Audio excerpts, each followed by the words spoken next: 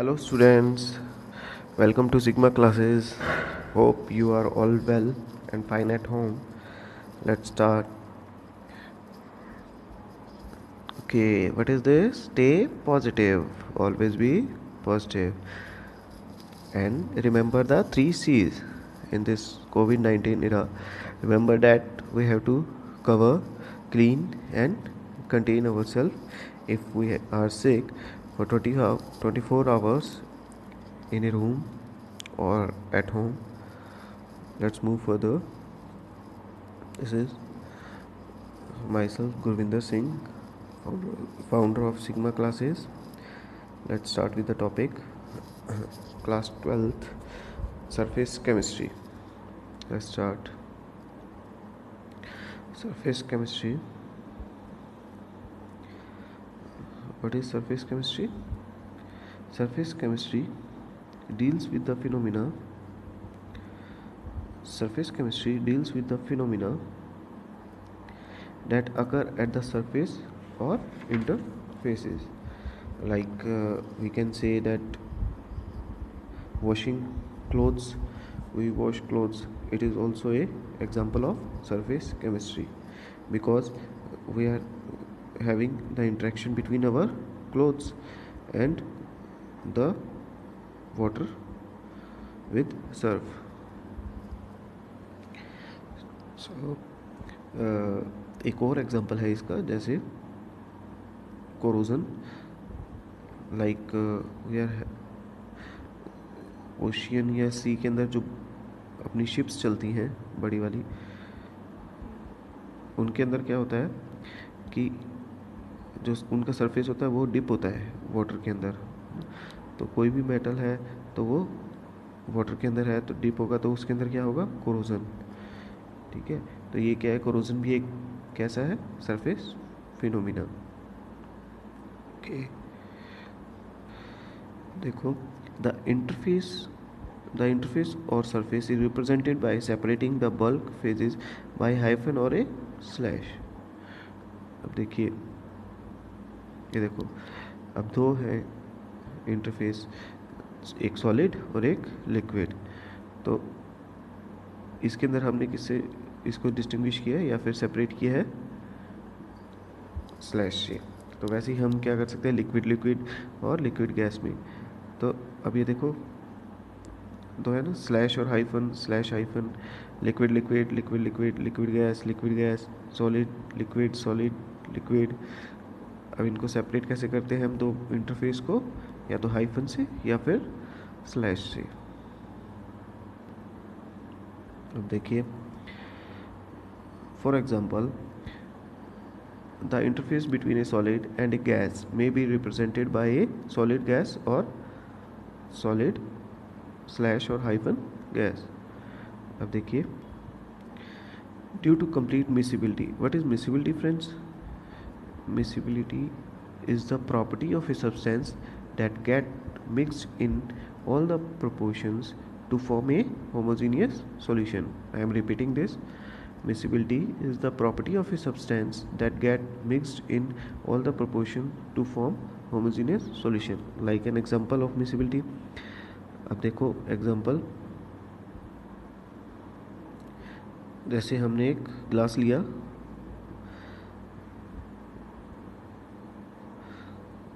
अब इसमें क्या किया हमने, वाटर भर दिया,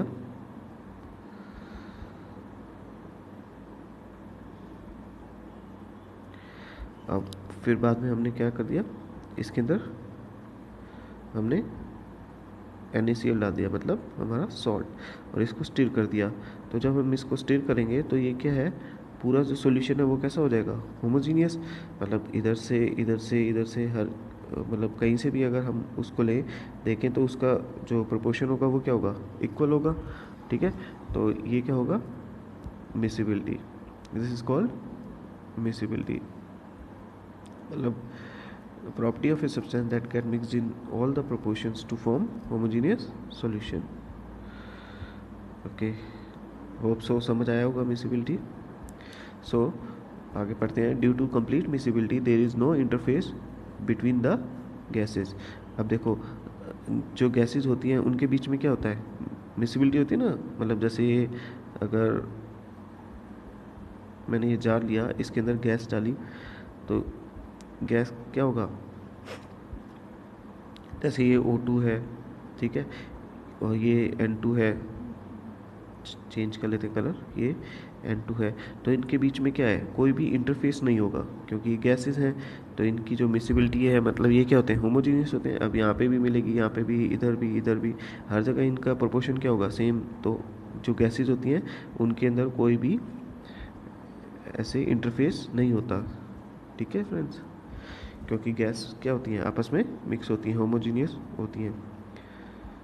अब आगे बढ़ते हैं। The bulk phases that we come across in the surface chemistry में be pure compounds or solutions.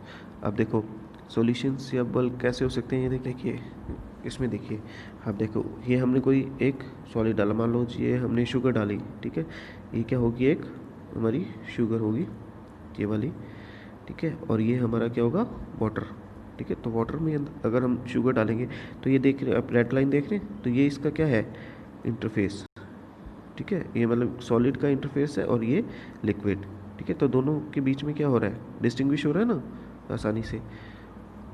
तो ऐसा गैसेस के अंदर नहीं होता। अगर ये देखिए, इसके अंदर हम लिक्विड लिक्विड के अंदर कर सकते हैं, क्यों, क्योंकि अगर मान लीजिए हम एग्जांपल लेते हैं कि ऑयल ऑयल डाल देते हैं हम वाटर के अंदर, तो ऑयल क्या हमें दिखता है ऐसे ऊपर, ठीक है, तो वो क्या होता है, उनके अंदर दो इंटरफेसेस हो जाते हैं, मतलब एक तो हो गया वाटर का, हम आसानी से देख सकते हैं, और ऊपर एक ऑयल। अब देखो लिक्विड गैस का, लेकिन कभी भी गैस और गैस का नहीं होगा, क्यों, क्योंकि वो क्या होते हैं, उनकी मिसिबिलिटी क्या होती है, miscibility, okay, property of substance, मतलब उनकी प्रॉपर्टी होती है कि वो क्या करें, जितना भी प्रोपोर्शन हम डालेंगे तो वो क्या होगा, हर जगह होमोजीनियस। मान लो हमने ऑक्सीजन डाल दी और नाइट्रोजन डाल दी, तो क्या होगा, दोनों मिक्सअप हो जाएंगे, हमें पता ही नहीं लगेगा कि कौन सी ऑक्सीजन थी और कौन सी नाइट्रोजन, मतलब दोनों मिक्सअप हो जाते हैं। तो let's move further, hope so आपको समझ आ रहा होगा।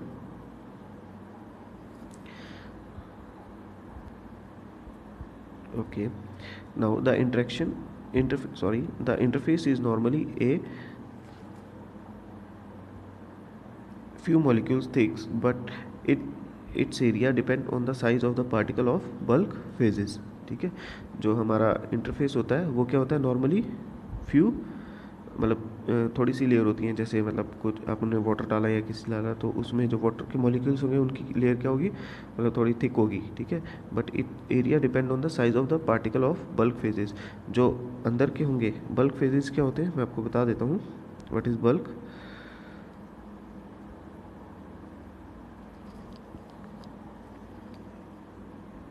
जैसे ये सरफेस है, ठीक है, तो इसके जो अंदर जो होंगे ना, मतलब जो जिस चीज़ का ये बना होगा, जैसे कोई सॉलिड है, तो उसके अंदर के पार्टिकल्स ये क्या कहलाएंगे, ये बल्क कहलाएंगे, ओके। ये सारे पार्टिकल्स क्या होंगे, इनको हम क्या बोलेंगे, बल्क, ये होंगे बल्क। अब देखो ये क्या होगा ऊपर, इसको हम क्या बोलेंगे, सरफेस, ये क्या होंगे, सरफेस पार्टिकल्स। अब देखो एक चीज़ और आपको इसमें ध्यान रखनी है जो सरफेस केमिस्ट्री में, वो ये है कि ये सारा जो है ना, जो भी फिनोमिना चलता है, ये किस पे चलता है, इनके अट्रैक्शन फोर्सेस पे। अब देखो कैसे, कि देखो जो बल्क के अंदर होता है उसके अंदर, जैसे मान लो ये है, ये लिया मैंने, इस वाले की अगर नीचे डाउनवर्ड डायरेक्शन में फोर्स लग रही है, तो इसके अपवर्ड भी फोर्स लग रही है, मतलब ये जो मॉलिक्यूल्स हैं वो इसको ऊपर भी फोर्स लगा रहे होंगे, ठीक है। तो ये दोनों फोर्स क्या हो जाएंगी, आपस में कैंसिल आउट, चाहे इधर लगाऊं इधर लगाऊं, तो ये दोनों आपस में कैंसिल आउट, इधर लगाऊं इधर लगाऊं, तो ये भी आपस में कैंसिल आउट। लेकिन जो होगा सरफेस पे, मान लीजिए ये सरफेस पे कोई है,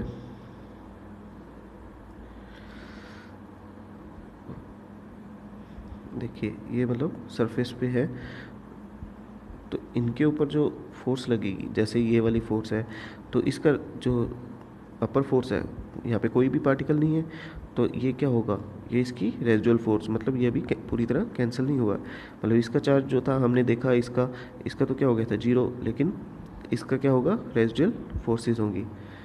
ठीक है, तो इसी वजह से क्या होती हैं, ये अट्रैक्शन फोर्सेस होती हैं। तो कोई भी अगर पार्टिकल आ रहा है ऊपर से, मान लो हमने ऑक्सीजन लिया या फिर डाई नाइट्रोजन ली, तो ये गैस क्या करेगी, मतलब यहाँ पे आके अट्रैक्शन फोर्स की वजह से सरफेस पे चिपक जाएगी। ओके, यही सारा हम सरफेस केमिस्ट्री का जो मेन कॉन्सेप्ट है वो यही होता है। Okay, let us move further. Many important phenomena noticeable amongst these being corrosion. corrosion मैंने आपको एग्जांपल दिया था कि जैसे सी है, उसके अंदर बोट चल रही है, ठीक है, तो मतलब बड़ी वाली शिप, तो बड़ी वाली शिप क्या होती है, made of metal, some kind of metal, जैसे मान लो आयरन की, मोस्टली आयरन की होती हैं। तो इसके अंदर क्या होता है, ये जो नीचे वाला जो हिस्सा होता है इसका, ये क्या होता है, पानी के अंदर डिप, तो यहाँ पे क्या हो जाएगा, रस्टिंग होगी ना, मतलब कोरोजन होगा। ठीक है, कोरोजन होगा, इंटरेक्शन हो रहा है इसका किसके साथ, वाटर के साथ। अब देखिए, एक तो हो गया कोरोजन, एक हो गया इलेक्ट्रोड प्रोसेसेस। ठीक है, जितने भी इलेक्ट्रोड के प्रोसेसेस होते हैं उनमें ये फिनोमिना लगता है। Heterogeneous catalysis, dissolution and crystallization occur at interfaces. अब ये कहाँ पे होंगे, इंटरफेजेस में। अब देखिए, the subject of surface chemistry finds many application in industries, analytical works and daily life situations. Okay, तो ये सब क्या होंगी, डेली लाइफ सिचुएशन में हम देखते ही हैं, जैसे हम वॉशिंग ऑफ क्लोथ्स, तो वो भी क्या है, एक सरफेस केमिस्ट्री का ही फिनोमिना है। ठीक है, तो लेट मूव फर्दर।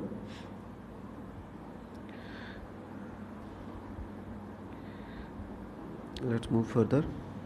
अब देखिए, to accomplish surface studies meticulously, what is meticulously, ये होता है बारीकी से। इसका मतलब क्या होगा, मतलब किसी को भी बारीकी से देखना या जांचना। It becomes imperative to have a really clean surface. अब इम्पेरेटिव का मतलब क्या होता है, इट इज़ नेसेसरी, मतलब ये बहुत ज़रूरी है। अब देखो, कोई भी सरफेस की हमने स्टडी करनी है, सबसे पहले कंडीशन क्या होनी चाहिए, कि वो एकदम क्लीन होना चाहिए, मतलब उस पर पहले से कोई भी पार्टिकल ना हो। ठीक है, तो ये हमें ध्यान में रखना है, तभी तो हम सरफेस स्टडी कर पाएंगे उसकी, कि पहले कैसा था और फिर बाद में इंट्रैक्शन के बाद कैसा हुआ। ठीक है, ऐसे तो क्या होगा, अगर मैं सिंपल ऐसे रखता हूँ, तो यहाँ पे तो क्या है, अगर मेरे को किसी दूसरे पार्टिकल का करवाना है तो उससे पहले क्या आ जाएंगे, यहाँ पे ऑक्सीजन है, इन्वायरमेंट में नाइट्रोजन है। ठीक है, तो इसलिए हमें क्या करना होता है, एकदम सबसे पहले ये नेसेसरी होता है कि हम क्या करें, एकदम क्लीन सरफेस लें। अब क्लीन कैसे होगा, तो read the next line. Under very high vacuum of the order of, order क्या होगा, 10⁻8 to 10�9। ठीक है, pascal. It is now possible to obtain ultra clean surface of the metals. Metals के लिए हमें क्या करना पड़ता है, इतने पास्कल हमें उसके ऊपर क्या करना पड़ता है, वैक्यूम क्रिएट करना पड़ता है। ठीक है, वैक्यूम का मतलब समझते हो, वैक्यूम मतलब जहाँ पे कोई भी एयर ना हो। ठीक है, क्योंकि एयर होगी तो उसके साथ क्या होगा, ऑक्सीजन, N2 नाइट्रोजन, ये सब होंगे, तो इसलिए वहाँ पे एयर ना हो, एकदम वैक्यूम हो। तो वैसे ही क्या होता है, अब देख लीजिए, solid materials with such clean surfaces need to be stored in vacuum, otherwise these will be covered by molecules of the major component of air, namely dioxygen and nitrogen. जैसा कि मैंने आपको अभी बताया कि अगर मैं इसको क्लीन नहीं करता हूँ या फिर वैक्यूम नहीं करता हूँ मेरे सरफेस को, तो वहाँ पे क्या आ जाएगा, एटमॉस्फेयर में ऑक्सीजन है और डाई नाइट्रोजन है, तो फिर वो वहाँ पे मॉलिक्यूल्स इंटरेक्ट कर जाएंगे। तो इसलिए हमें किसी भी सरफेस की अगर स्टडी करनी है प्रॉपरली, तो हमें साइंटिफिक वे से उसको क्या करना पड़ता है, वैक्यूम। और कितना कितना वैक्यूम प्रेशर देना पड़ता है, मतलब 10⁻⁻8 to 10⁻⁻9 पास्कल। ठीक है, ये आपको ध्यान में रखना है। तो let's move further. In this unit you will be studying some important features of surface chemistry such as adsorption, catalysis and colloids including emulsion and gels। ठीक है, तो हम इसके अंदर अभी क्या पढ़ेंगे, colloids के बारे में पढ़ेंगे, adsorption क्या होता है मेनली, जो adsorption उसके बारे में पढ़ेगा, और colloids के बारे में पढ़ेंगे, emulsions के बारे में पढ़ेंगे, gels के बारे में पढ़ेंगे। तो आगे बढ़ते हैं। अब देखिए, ये जैसे हमने एक लिक्विड लिया, ये वाला बच्चों ध्यान से समझना, क्योंकि यही पूरे सरफेस केमिस्ट्री में यही फिनोमेना लगता है। जैसे मैंने आपको समझाया था फोर्सेस का, ठीक है, तो जैसे मान लो हमने ये लिया बल्क के अंदर, ये बल्क के अंदर है ना, डिप है, मैंने आपको समझाया था कि बल्क क्या होता है, कि मतलब जैसे जो भी मॉलिक्यूल्स होते हैं अंदर वाले, ठीक है, अंदर वाले जो पार्टिकल्स होंगे और सरफेस वाले अलग होंगे, तो ये क्या है, बल्क के अंदर है। तो बल्क के अंदर क्या होगा बताइए, रिजल्टेंट फोर्स क्या होगी इसकी, इधर से चारों तरफ से एक दूसरे से कैंसिल हो जाएगी, और रिजल्टेंट फोर्स क्या होगी, जीरो। तो इसके अंदर कोई भी अट्रैक्शन नहीं होगा, ठीक है। अब देखिए सरफेस मॉलिक्यूल के अंदर क्या होते हैं, इसकी अनबैलेंस्ड फोर्सेस होती हैं, मतलब कि पूरी तरह क्या होती हैं, बैलेंस नहीं होती ना, क्योंकि एक तो नीचे लग रही है, फिर ऊपर इधर भी लग रही है, इधर भी लग रही है, तो ये बैलेंस नहीं होगी। तो इसके अंदर जो फोर्सेस बचेंगी वो क्या होंगी, अनबैलेंस्ड। ये पार्टिकल की जो फोर्स है वो क्या है, अनबैलेंस्ड। और इसके अंदर क्या होगा, इसकी जो ये अनबैलेंस फोर्सेस है, इनको हम एक और नाम से भी बोलते हैं, जिसको क्या बोलते हैं, रेजिडुअल फोर्सेस, ठीक है, रेजिडुअल फोर्सेस भी बोलते हैं। तो चलिए नेक्स्ट अब देखते हैं क्या होता है। अब देखिए, ये मैंने आपको बताया था बल्क के अंदर, ठीक है, तो बल्क के अंदर देखिए अब सारी फोर्सेस क्या होंगी, नेट फोर्स क्या होगी इसकी, ज़ीरो। अब देखिए सरफेस के अंदर क्या देखा हमने, सरफेस पार्टिकल के अंदर, ये देखिए रेड वाली दिख रही है आपको, ये तो इसकी फोर्स एक्टिंग डाउनवर्ड्स, लेकिन ये जो ब्लैक वाली है जो आप ऊपर देख रहे हैं, ये क्या है, इसकी रेजिडुअल फोर्सेस, जो कि अनबैलेंस्ड है। तो यही फोर्सेस क्या करेंगी, किसी भी जो यहाँ पे मतलब पार्टिकल है उसको अपनी तरफ अट्रैक्ट करेंगी, ठीक है। तो इसी को हम क्या बोलते हैं, या तो रेजिडुअल फोर्सेस या फिर अनबैलेंस फोर्सेस। यही फिनोमिना होता है बच्चों, पूरी सरफेस केमिस्ट्री में आपके यही वाला फिनोमिना लगेगा। अगर आपको ये चीज़ समझ आ गई तो आपको पूरी सरफेस केमिस्ट्री आगे समझ आ जाएगी। Okay, let us start now adsorption, ठीक है, नेक्स्ट पेज, एड्सॉर्प्शन। अब देखो एड्सॉर्प्शन क्या होता है, there are several examples which reveal that the surface of solid has the tendency to attract and retain the molecules of the phase with which it comes into contact। अब देखो surface का क्या होती है, जो सरफेस के अंदर आपको पता लगेगा कि क्यों होता है, क्योंकि उसके जो सरफेस पार्टिकल्स होते हैं उनके अंदर क्या होती है, रेजिडुअल फोर्सेस होती है। रेजिडुअल फोर्सेस की वजह से क्या होता है, उनको अट्रैक्शन फोर्सेस, मतलब किसी भी पार्टिकल को क्या लगती हैं, अट्रैक्शन फोर्सेस, मतलब वो अपनी तरफ बुलाते हैं कि आ जाओ सरफेस पे बैठ जाओ हमारे, ठीक है। तो ऐसे ये फोर्सेज होती है जिसको हम क्या बोलते हैं, रेजिडुअल फोर्सेज। तो हम आगे चलते हैं। These molecules remain only eight the surface and do not go deeper into the bulk. अब देखो ये जो मॉलिक्यूल्स होते हैं ना, जो मॉलिक्यूल्स आए, ठीक है, वो कभी भी, जैसे मान लो ये सरफेस है, ठीक है, यहाँ पे ये बल्क है इसका, ठीक है, मतलब अंदर कोई भी सॉलिड है, ठीक है, तो ये बल्क है, तो ये सरफेस है, सरफेस हमने क्लीन कर दिया। ये सरफेस के जो पार्टिकल्स हैं, कलर चूज़ कर लेते हैं, ये सरफेस के जैसे पार्टिकल्स हैं, तो इनके अंदर क्या होगी, रेजिडुअल फोर्स होगी, मतलब अट्रैक्शन फोर्स होगी। तो ये अट्रैक्ट करेंगे, कोई भी मॉलिक्यूल आया, ठीक है, यहाँ पे बैठा, इनके साथ अट्रैक्शन फोर्स लगी, अट्रैक्ट हुआ इनकी तरफ, इन्होंने बुलाया कि आ जा भाई हमारी सरफेस पे बैठ जा, ठीक है। तो अब देखिए इसके अंदर क्या होता है कि जो ये एड्सॉर्प्शन होता है ना, वो जैसे ये जो पार्टिकल है ये अंदर नहीं जाएंगे, बल्क के अंदर नहीं जाएंगे, सिर्फ कहाँ रहेंगे, सरफेस, क्योंकि हम पढ़ क्या रहे हैं, सरफेस फिनोमिना, तो सिर्फ सरफेस पे रहेंगे। अब देखो read further, the accumulation of molecular species at the surface rather than in the bulk of a solid or liquid is termed as adsorption। अब देखो एड्सॉर्प्शन क्या होता है कि एक्यूमुलेट कहाँ पे होंगे, सिर्फ सरफेस पे, यहीं पे आएंगे, अंदर बल्क के अंदर नहीं जाएंगे, इसी को हम क्या बोलते हैं, एडसॉर्प्शन। ध्यान रखना, एडसॉर्प्शन, ठीक है, एडसॉर्प्शन। होप सो आप समझ रहे होंगे, ठीक है। द मॉलिकुलर स्पीसीज और substance which concentrates or accumulates at the surface is termed adsorbate। अब देखो adsorbate क्या होता है, ये रहा।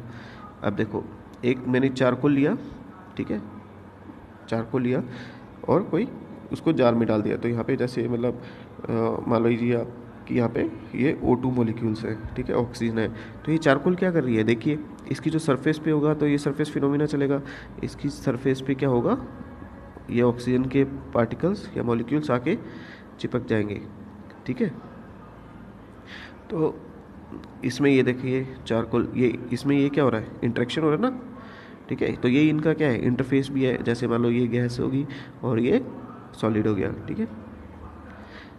अब देखिए यही क्या होता है, लिक्विड, जैसे मान लो कोई एक लिक्विड है, मान लो पानी भरा हुआ है हमने गिलास में, और फिर ये क्या होगा, एक ऑक्सीजन के मॉलिक्यूल्स हैं, ये क्या करेंगे, पानी पे भी तो आएंगे ना, क्यों, क्योंकि पानी के अंदर भी तो ये पार्टिकल्स हैं, सरफेस पे क्या लग रही है, अनबैलेंस्ड फोर्सेस, जिसको हम क्या बोल रहे हैं, रेजिडुअल फोर्सेस, तो वो क्या करेंगी, अट्रैक्ट करेंगी, ठीक है। तो अब देखिए इसके अंदर भी क्या हो रहा है, एड्जॉर्प्शन हो रहा है ना, सरफेस पे देखिए, सरफेस पे आ रहे हैं, ठीक है, इधर भी क्या आ रहे हैं, सरफेस पे ऑक्सीजन गैस आ रही है। अब देखिए तो ये क्या होता है, जिसके ऊपर कोई भी चीज़, जैसे मान लो ये सरफेस है, ठीक है, इस जो ये एड्जॉर्ब कर रही है, क्या कर रही है, एड्जॉर्ब, ठीक है, एड्जॉर्ब कर रही है, तो इसको क्या करेंगे हम, एड्जॉर्बेंट, इसको क्या बोलेंगे, एड्जॉर्बेंट। और जो पार्टिकल, जैसे मान लो हमने बात की थी ऑक्सीजन के पार्टिकल्स, जैसे ये ऑक्सीजन के पार्टिकल सरफेस पे आ गए, तो इसको हम क्या बोलेंगे, पार्टिकल्स को एड्जॉर्बेट, मतलब जो चीज़ एड्जॉर्ब हुई है तो उसको क्या क्या बोलेंगे, एड्जॉर्बेट। और जिसने मतलब एड्जॉर्ब किए, जिसने उनको बुलाया कि आ जा जाओ भाई हमारे सरफेस पे बैठ जा, तो वो क्या होगा, एड्जॉर्बेंट, ओके। तो होप सो आपको पता लग गया होगा कि एड्जॉर्बेट और एड्जॉर्बेंट क्या होता है, ठीक है। तो अगर हमें डेफिनेशन लिखनी है तो क्या लिखेंगे, द मॉलिक्यूलर स्पीसीज और सब्सटेंस विच कंसनट्रेट्स और accumulates eight the surface is termed adsorbate, ठीक है। जो सरफेस पे आके बैठते हैं, एक्यूमुलेट होते हैं या फिर एड्जॉर्ब होते हैं, तो उसको क्या बोलेंगे हम, adsorbate. And the material on the surface of which the adsorption take place is called adsorbent. और जो भी मटेरियल है, जैसे मान लो ये है, ये मटेरियल है कोई, इसके ऊपर कोई पार्टिकल आके बैठ गए, तो कोई भी मटेरियल है तो उसको क्या बोलेंगे हम, जिसने उनको बुलाया है, जिन्होंने बोला कि हाँ आ जा सरफेस पे आ जा, तो वो क्या होंगे, एड्जॉर्बेंट, ठीक है। ओके लेट्स, अब देखिए adsorption is essentially a surface phenomena. Solid, particularly in finely divided state, have large surface area and therefore charcoal, silica gel, alumina gel, clay, colloids, metal in finely divided state etc. act as good adsorbents, ठीक है।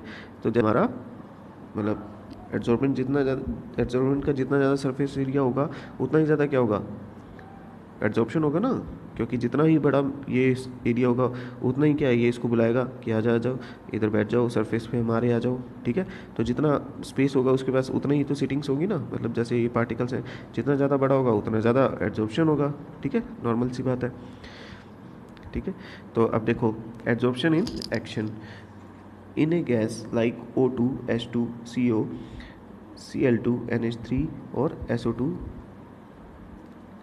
is taken in a closed vessel containing powdered charcoal, it is observed that the pressure of the gas in the enclosed vessel decreases. Pressure क्या होगा, decrease हो जाएगा, क्यों, अभी बताऊंगा। The gas molecule concentrates at the surface of the charcoal, that is gas are absorb at the surface. अब इसमें देखिए ये चारकोल क्या होगा, एड्जॉर्बेट, और ये क्या है, सॉरी ये जो मॉलिक्यूल्स होंगे वो क्या होंगे, एड्जॉर्बेट, और जो बुला रहा है अपनी तरफ की आ जाओ जो, वो क्या, जो एड्जॉर्ब करेगा वो क्या होगा, एड्जॉर्बेंट। अब यहाँ पे मान लो ये है, ठीक है, पहले यहाँ पे जो गैस थी उसका प्रेशर बहुत था, क्यों, क्योंकि ये जो गैस है वो क्या थी, रैंडमली इधर उधर घूम रही थी, ठीक है, पूरे पे, तो प्रेशर बहुत ज़्यादा था। लेकिन जैसे ही मैंने इसके अंदर चारकोल ऐड किया, तो चारकोल यहाँ पे है, तो इनके अंदर क्या हुआ, इंट्रैक्शन, तो जो मॉलिक्यूल्स थे वो कहाँ आ गए, इधर इधर, तो इधर क्या होगा, प्रेशर डिक्रीज, ऊपर यहाँ पे जब मॉलिक्यूल्स आ गए इधर, तो ऊपर प्रेशर अंदर क्या हो जाएगा, डिक्रीज, ठीक है। यहाँ पे क्या हो गया, देखो आप देख सकते हो, जैसे पार्टिकल्स क्या होंगे, कम, ठीक है, तो प्रेशर क्या हो गया, डिक्रीज। चलो move further, next, in A solution of an organic dye say methylene blue, when animal charcoal is added and the solution is well shaken, it is observed that the filtrate turns colorless. The molecules of the dye does accumulate on the surface of charcoal, that is are absorbed. अब देखिए जैसे मान लो कोई एक die ली मैंने, कोई भी organic die जिसका मान लो कलर है ब्लू, ठीक है, ब्लू कलर की कोई डाई ली। अब जब मैं उसको फ़िल्टर करूँगा ना, जैसे उसके अंदर मतलब एनिमल चारकोल डाल के, जब मैं इसको दूसरे बीकर में ऐसे मान लो इसके अंदर फ़िल्टर कर रहा हूँ, ठीक है, अगर मैं इस फिल्ट्रेट को मतलब एनिमल चारकोल डाल के यहाँ पे मतलब मैंने क्या लगा दी, एनिमल चारकोल की एक मेम्ब्रेन लगा ली फिल्टर पेपर, और जब मैंने ये डाई इसके अंदर डाली, ठीक है, तो जो डाई थी वो क्या होगी, एकदम यहाँ पे ब्लू थी, इधर क्या हो जाएगी, कलरलेस, ठीक है। कलरलेस क्यों होगी, क्योंकि जो इसका ब्लू कलर के पार्टिकल्स थे वो कहाँ रह गए, वो तो कहाँ रह गए, ये चारकोल की लेयर पे, ठीक है, वो चारकोल ने एब्जॉर्ब कर लिया, तो अंदर क्या बचा हमारे पास, कलरलेस सब्सटेंस, ठीक है, समझ गए। होप सो आप सब अच्छे से पढ़ रहे होंगे इसको। अब देखिए थर्ड, एक्वस सॉल्यूशन और raw sugar when passed over beds of animal charcoal become colourless. अब जैसे पहले वाला एग्जांपल लिया है हमने चारकोल, तो वैसे ही क्या किया, कोई भी एक्वस सॉल्यूशन है रॉ शुगर का, उसको अगर हम पास करेंगे एनिमल चारकोल पे, तो क्या होगा, एब्जॉर्ब कर लेगा, ठीक है, तो जो सॉल्यूशन है वो क्या होगा, become colorless as the coloring substance are absorbed by the charcoal, ठीक है, ये कौन एब्जॉर्ब कर लेगा, चारकोल। Let's move further. अब देखिए example, the air becomes dry in the presence of silica gel because the water molecule gets absorb on the surface of gel. अब देखिए हम कई बार देखते हैं बहुत सारे दवाई मेडिसिन के बॉक्स आते हैं, उसके अंदर एक छोटा सा ऐसे मतलब पैकेट आता है, सॉरी, उसके अंदर छोटा सा एक पैकेट आता है, ठीक है, उसके ऊपर लिखा होता है सिलिका जेल, ठीक है, डू नॉट स्वेलो ऐसा भी लिखा होता है, ठीक है, ऐसे सिलिका जेल का पैकेट आता है छोटा सा, उसके ऊपर लिखा होता है डू नॉट स्वेलो। तो वो क्या करता है, उसका काम क्या होता है कि वो जो हमारी जो मेडिसिन होती है उसको क्या करता है, अगर तो मॉइस्चर आया तो मेडिसिन क्या हो जाएगी, गीली हो जाएगी, क्योंकि हम जब भी मेडिसिन का ढक्कन खोलते हैं तो क्या होता है, O2, ठीक है, ऑक्सीजन अंदर आ रही है, जो भी गैसेज अंदर आ रही हैं, तो वो इंटरेक्ट करके उसको क्या बना देगी, मतलब गीमा कर देती है ना, जैसे बिस्किट्स हम रखते हैं अगर पैकेट से बाहर रखेंगे तो क्या होता है, गीमा गीमा हो जाते हैं, तो वैसे ही क्या होता है मेडिसिन। तो जो सिलिका जेल हमने रखा, वो सिलिका जेल क्या करेगा, इस ये जो अनवांटेड O2 आ रही है, ठीक है, इसको क्या करेगा, एड्जॉर्ब, ठीक है, तो ये एड्जॉर्ब कर लेगा, तो हमारी मेडिसिन क्या रहेगी, सेफ। तो इसलिए हम इसका एड्जॉर्प्शन भी करते हैं। अब देखिए, it is clear from the above example that solid surfaces can hold the gas or liquid molecules by virtue of adsorption। अब देखिए हमने जितने भी एग्जांपल पढ़े उसके अंदर क्या पढ़ा कि सॉलिड सरफेस होता है, मतलब सॉलिड का जो अपना वो एड्जॉर्बेंट होता है, ठीक है, वो क्या करता है हमेशा जैसे मॉलिक्यूल्स को अपनी तरफ खींचता है, बुलाता है अट्रैक्शन फोर्सेस, ठीक है, तो इस चीज़ को हम क्या बोलते हैं, एड्जॉर्प्शन, ठीक है। तो ये क्या होता है हमेशा किसके अंदर होगा, कभी भी गैस के अंदर नहीं होगा, हमने पढ़ा था क्यों नहीं होगा, ड्यू टू मिसिबिलिटी, ठीक है, तो कभी भी गैस के नहीं होगा इंट्रैक्शन, ये किसके अंदर होगा, लिक्विड सॉलिड, सॉलिड गैस, ठीक है, और लिक्विड के अंदर भी हो जाता है। अब देखिए आगे, it is clear from the above example that solid surfaces can hold the gas or liquid molecules by virtue of adsorption। The process of removing an adsorbed substance from a surface on which it is adsorbed is called desorption। अब देखिए desorption लोग की इनकी ठीक है, मतलब ये क्या होंगे, जो पार्टिकल्स यहाँ पे एक्यूमुलेट हुए थे, वो क्या होंगे, जैसे जो यहाँ पे थे वो क्या होंगे, अब दूर दूर भागे, डिसॉर्प्शन, ठीक है। मान लो मैंने किसी को हीट कर दिया, मान लो हीट किया, तो हीट करने से क्या होगा, जो चारकोल है, चारकोल के ऊपर जो ऑक्सीजन है, तो जैसे ही मैंने यहाँ से नीचे से हीट किया तो ये ऑक्सीजन के पार्टिकल्स क्या होंगे, मतलब मैं इनको अपवर्ड फोर्स दे रहा हूँ ना, जैसे हीट करने से क्या होगा, इनका जो अट्रैक्शन फोर्स का बॉन्ड है वो ब्रेक हो जाएगा, और जो O2 के पार्टिकल्स थे ये वाले, ये सारे क्या होंगे, डिसॉर्प्शन, मतलब ऊपर जाने लगेंगे वापस। तो यहाँ से क्या हो रहा है, देखिए आप देख सकते हैं यहाँ पे, ठीक है, ये क्या हो रहा है, डिसॉर्प्शन।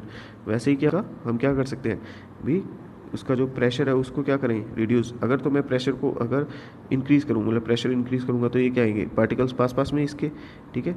तो ये क्या होगा, एड्जॉर्प्शन। और डिसॉर्प्शन में क्या होगा कि अगर मैं रिड्यूस करूँ इस प्रेशर को, पिस्टन को ऊपर लेके जाऊँ तो क्या होगा, गैस ऊपर जाएगी, तो वैसे जैसे जैसे रिड्यूस होगा तो ये क्या होगा, O2 यहाँ पे आ जाएगी, यहाँ पे मतलब यहाँ से जो सरफेस पे जो थे पार्टिकल्स वो क्या होंगे, कम हो जाएंगे अब, ठीक है। ये प्रोसेस क्या होगा, डिसॉर्प्शन। एक सरफेस फिनोमिना देखते हैं हम, एड्जॉर्प्शन जो होती है। जैसे एक सरफेस लेते हैं हम निकल और पैलेडियम की, और उसके ऊपर क्या है, H2 के मॉलिक्यूल्स क्या हो रहे हैं, देखिए आप, अट्रैक्ट हो रहे हैं ना, ऊपर बैठे हैं, ये देखिए बल्क के अंदर नहीं जा रहे हैं, बल्क तो क्या है अंदर, ठीक है। ये क्या है, सरफेस पे, तो इसको क्या बोलेंगे हम, एड।